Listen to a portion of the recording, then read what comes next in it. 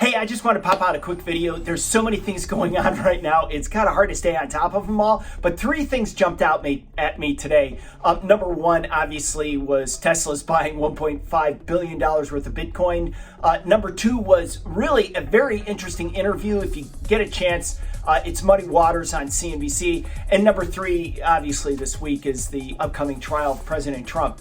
So let me go at these in reverse order. So the trial is really not something that's going to be too interesting for the financial markets or the economy. This is really just kind of internal Republican fighting amongst each other. Now, for the country, it's very important. Don't get me wrong. But for the economy and the markets, it's just kind of something that's going to bother everyone, and everyone's going to be focused on it for a while.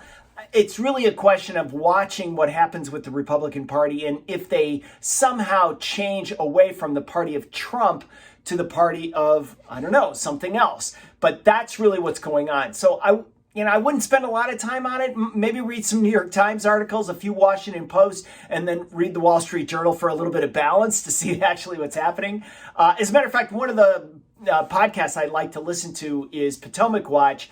It's great. They don't always get it right, and sometimes they don't admit that they're wrong enough, but I do like it. There's a lot of other podcasts I like, but that's one that's kind of interesting. If you're going to read the New York Times and then the Washington Post, you should definitely listen to Potomac Watch.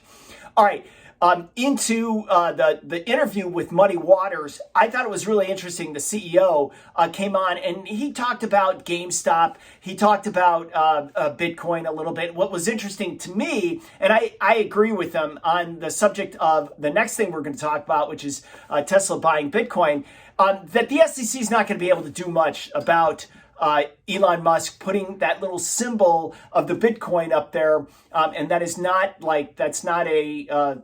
I'm not flashing a gang sign here. I'm just talking about the little symbol of Bitcoin on his Twitter profile, kind of indicating that maybe he liked Bitcoin, and then they were in the process of buying 1.5 billion of Bitcoin. I don't think that's the case. I think they'll probably be able to make a pretty strong case that they bought it way before Musk did that. I think that is one of the reasons why, that's probably the driving reason why Bitcoin has rallied as extensively as it has, probably from 10,000, maybe up to 25, maybe even 30,000. Obviously, it was on rocket fuel up to 42, then it dropped back to 32, and now this news came out, and now you're back making new highs, and it's rallying strongly today.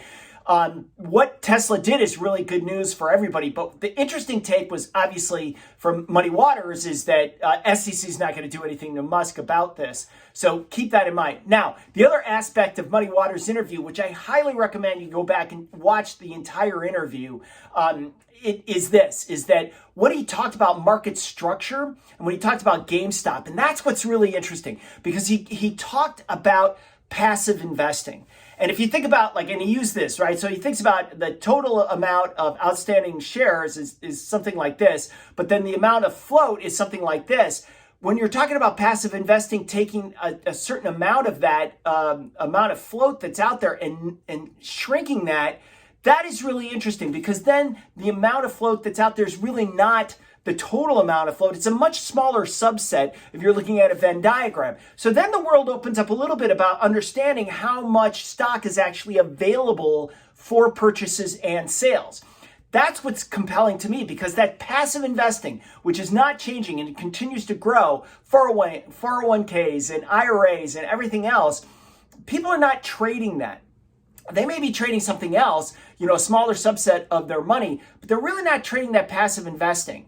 And certainly the point that Muddy Waters makes is that RIAs are just really happy as they can be with this type of passive investing because the fees were really low. So their fees actually went up because they got to capture that last bit themselves. But what's fascinating about this is that it's a smaller subset than what people realize probably on the float overall. And that means there's a lot more subject to speculation and volatility within that smaller subset, right? If we're talking about, again, GameStop, from way back 4-5 months ago when the guy, the CEO came in from Chewy, right? And there was a lot of excitement about that and about the new digital strategy that they were going to create. I mean, the stock went from $2 to $4, and then people maybe started doing their homework. And as Muddy Waters put it, then Melvin kind of had this massive short, was a deer in the headlights,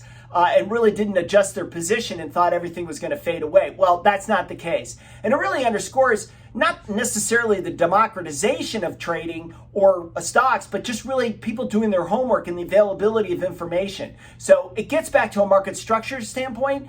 This is a point that I've been making a lot. What is the market structure that allows a Melvin to operate out there? But this is what's interesting for short sellers. And the reason why I bring that up, again, that interview is interesting because you're talking about someone whose business it is to sell short, right? And just the difficulties he's going to have going forward because of this market structure. So again, highly recommend you go take a look at it. Now, on to Bitcoin. Obviously, Tesla saying that they bought $1.5 billion of Bitcoin is a big deal. Now, they're also going to accept payment in Bitcoin. That's also kind of a big deal.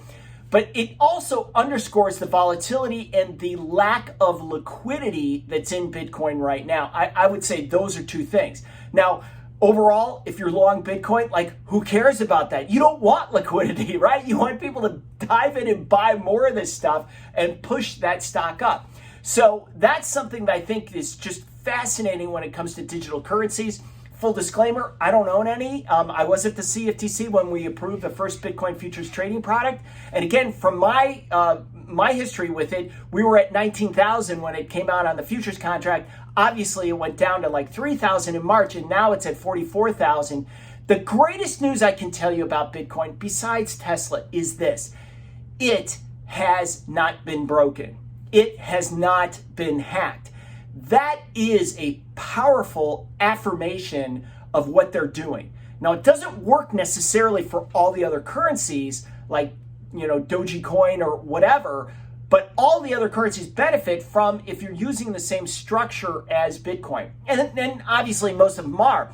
But the key is, do you have enough miners, to make it really work? And so no one can manipulate that market. So that's the interesting aspect to that.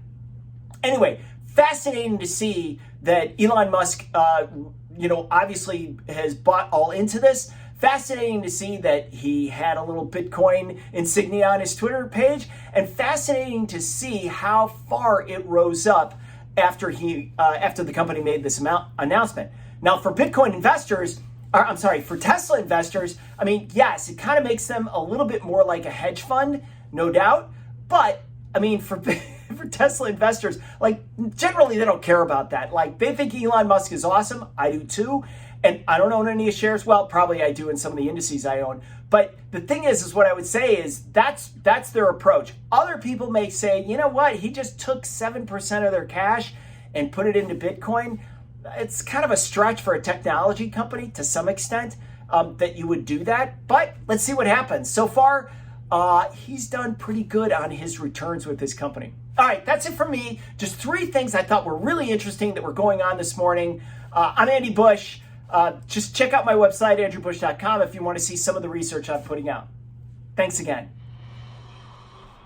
If you like these videos, click on the icon below to get more. If you want to get them every week, click on my picture to subscribe. Please share them with anyone you think would like them and would benefit from understanding the future of the economy. I'm Andy Bush. Thanks for watching.